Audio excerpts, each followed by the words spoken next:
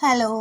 അപ്പോൾ കാട്ടിലൊരു അമ്പലം കാണിച്ചു തരാവേ. ഇത് ഞങ്ങളുടെ വീടിൻ്റെ അടുത്ത അമ്പലമാണ് കേട്ടോ. പണ്ട് ഇങ്ങനെ നല്ലതായിരുന്നു, വെറുതെ ഒരു ആലിൻ്റെ ചോട്ടിൽ ഒരു കല്ല് അത്ര ഉണ്ടായിരുന്നുള്ളൂ. പിന്നെ നവീകരിച്ച് അങ്ങനെ അമ്പലമാക്കി.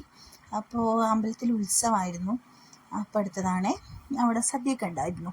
ആ സദ്യക്ക് കണ്ട പന്തലൊക്കെ ഇട്ടിരിക്കുന്നത് അവിടെയാണ്, വേറൊരു സൈഡിലായിട്ട്.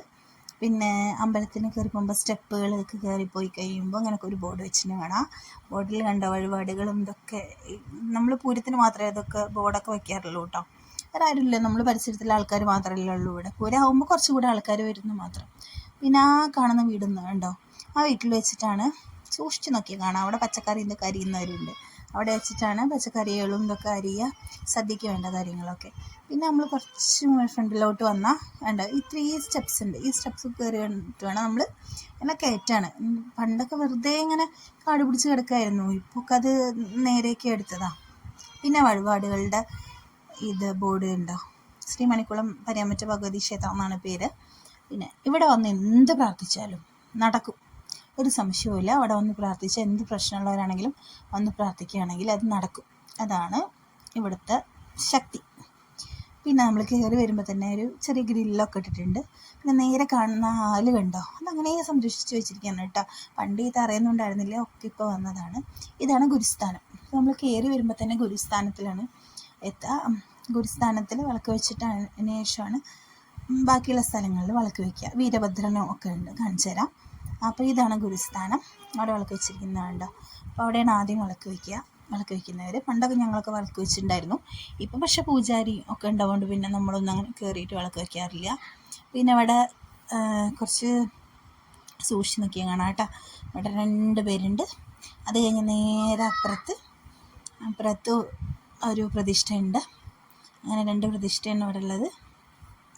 അത് കഴിഞ്ഞിട്ട് കണ്ട ഈ ഉണ്ടിക പാത്രമൊക്കെ ഉണ്ട്. ഉണ്ടിക പാത്രമൊക്കെ ഇപ്പോൾ നമ്മളിത് ഇവർ കണ്ട പരിയാമ്പറ്റ ഭഗവതി എഴുതിയിട്ടുണ്ട, ശ്രീ മണിക്കുളം പരിയാമ്പറ്റ ഭഗവതി. അതായത് ഇവിടെ പരിയാമ്പറ്റക്കാവ് നിങ്ങൾ കേട്ടിട്ടുണ്ടാവും ചിലപ്പോൾ, പാലക്കാട്. അപ്പോൾ പരിയാമ്പറ്റക്കാവ് ഭഗവതി എന്ന് പറയാൻ കാരണം എന്താ വെച്ചെങ്കിൽ, പരിയാമ്പറ്റക്കാവിലെ അമ്മ അമ്പലത്തിലേക്ക് പോകുമ്പോൾ, അതായത് പരിയാമ്പറ്റക്കാവിലെ അമ്മ പരിയാമ്പറ്റക്കാവിലേക്ക് പോകുമ്പോൾ ഇവിടെ കുറച്ച് നേരം ഇരുന്ന് റെസ്റ്റ് എടുത്ത് വിശ്രമിച്ചതിന് ശേഷമാണ് അമ്പലത്തിലേക്ക് പോയത് എന്നുള്ളതാണ് ഒരു ഐതിഹ്യം. അപ്പോൾ അങ്ങനെയാണ് ഇവിടെ ഒരു കാവൊക്കെ വന്നത്, പ്രതിഷ്ഠയൊക്കെ വന്നത്. ഇവിടെ കണ്ടോ, അപ്പോൾ പണ്ടൊന്നും ഈ കൽവിളക്കൊന്നും ഉണ്ടായിരുന്നില്ല കേട്ടോ. അതിൻ്റെ ചുറ്റിനും കാടാണ്. അപ്പോൾ അവിടെ കൽവിളക്ക് ഉണ്ട്, അതിലൊക്കെ എല്ലാവരും തിരിയൊക്കെ കത്തിക്കാറുണ്ട്. വിശേഷ ദിവസങ്ങളൊക്കെ വരുമ്പോൾ നല്ല രസമാണ് കേട്ടോ കാണാൻ. കണ്ടോ, എന്ത് കളർ, നല്ല മഞ്ഞ കളർഫുൾ പെയിൻ്റൊക്കെ അടിച്ചിട്ട് നല്ല ഭംഗിയിൽ കാണാൻ. ഇത് ഈ ചുറ്റും അതിലൊന്നും ഉണ്ടായിരുന്നില്ല കേട്ടോ. ഇപ്പം അതിലൊക്കെ ഇപ്പോൾ വന്നതാണ്. പിന്നെ ഇതാണ് ഇപ്പോൾ നമ്മുടെ പൂജാരിയാണ്. പിന്നെ ഇവിടുത്തെ പൂജാരിയാണ്. ബാക്കി നിങ്ങളത് കണ്ടോളൂ കേട്ടോ, കണ്ടവർ കണ്ടോളൂ. എന്താ വെച്ചെങ്കിൽ ഇവിടെ വോയിസ് ഓവർ കൊടുക്കാനുള്ള സാഹചര്യമൊന്നുമില്ല, മൊത്തം ബഹളം വെച്ചിട്ടേ. അത് കഴിഞ്ഞാൽ നേരത്തെ ഞാൻ കാണിച്ചു തന്നല്ലോ, കണ്ടോ അതിൻ്റെ ഉള്ളിൽ കണ്ടോ ഒരു ആല് നിൽക്കുന്നത് കണ്ടോ. അത് ആലല്ല, മറ്റേ അരളിയാണ് കേട്ടോ. സോറി, ആലല്ല, അരളി മരം പോലും അതുപോലെ സംരക്ഷിച്ചിരിക്കുകയാണ്. അതിന് ചോട്ടിലിരുന്നു എന്നുള്ളതാണ് വിശ്വാസം. അത് കാരണം അതൊക്കെ അങ്ങനെ വെച്ചിട്ടുണ്ട്. കണ്ടോ, ചുറ്റും കാടാണ് കേട്ടോ. പിന്നെ അവിടെ താഴെ ആളുകൾ റെസീറ്റ് എഴുതാനൊക്കെ ഇരിക്കുന്നുണ്ട്. പിന്നെ ഇതിപ്പോൾ ഉണ്ടാക്കിയതാണ്, ഭക്ഷണമൊക്കെ ഉണ്ടാക്കാൻ വേണ്ടിയിട്ടുള്ളൊരു ഊട്ടുപുരയൊക്കെ ഉണ്ട്. കണ്ടോ, ആ അമ്പലത്തിൻ്റെ ഉള്ളിൽ നിന്ന് വരുന്നതാണ് ആ അരളി. അതെല്ലാം അങ്ങനെ സംരക്ഷിച്ചിട്ടുണ്ട്. അതുപോലെ തന്നെ മുകളിൽ കവർ ചെയ്യാനൊന്നും പാടില്ല എന്നൊക്കെ പറഞ്ഞിട്ട് അതുപോലെ ഇട്ടിരിക്കുകയാണ്. പിന്നെ ഇത് നാളത്തെ പൂരത്തിന് വേണ്ട സാധനങ്ങൾ, ഭക്ഷണം ഉണ്ടാക്കണതിൻ്റെ സാധനങ്ങൾ, പൂജയ്ക്ക് വേണ്ട സാധനങ്ങളൊക്കെയാണ് കേട്ടോ. ഇത് ദേവിക്ക് നേദിക്കാൻ വേണ്ടിയിട്ടുള്ള പാത്രങ്ങളും ഒക്കെ വെച്ചിരിക്കുകയാണ് അവിടെ.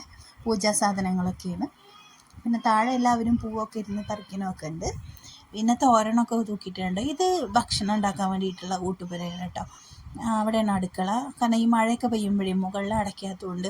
ഇനി ആല് കണ്ടോ, ശരിക്കും അതിൻ്റെ ചോട്ടിൽ കുറച്ച് നേരം വന്ന് ഇരുന്നാലൊക്കെ നമുക്ക് നല്ല റിലീഫാണ്. പക്ഷേ അങ്ങനെ നമുക്ക് ഇരിക്കാൻ പറ്റില്ലല്ലോ, കാരണം അമ്പലമൊക്കെ ആവുകൊണ്ട്. പിന്നെ അതിൻ്റെ രീതിയിൽ കണ്ടോ, ഈ സ്റ്റെപ്പുകളാണ് കേട്ടോ. അപ്പോൾ നമ്മൾ കയറി വന്നത് 4 സൈഡിലും കാടാണ്, 4 സൈഡിലും ചുറ്റും കാടാണ്. കാടിൻ്റെ നടുക്കിലാണ് ഈ അമ്പലം. അത് അമ്പലമാക്കി എടുത്തതാണ് കേട്ടോ. എല്ലാവരും ചേർന്നിട്ട്, ഇവിടുത്തെ നാട്ടുകാരൊക്കെ ചേർന്ന് കഷ്ടപ്പെട്ട് അമ്പലമാക്കി എടുത്തതാണത്. കാരണം കുറേ ദോഷങ്ങളും കാര്യങ്ങളും അങ്ങനെ അനുഭവങ്ങളൊക്കെ വന്നു കഴിഞ്ഞപ്പോൾ അങ്ങനെ ആക്കി എടുത്തതാണത്. അങ്ങനെയല്ല പിന്നെ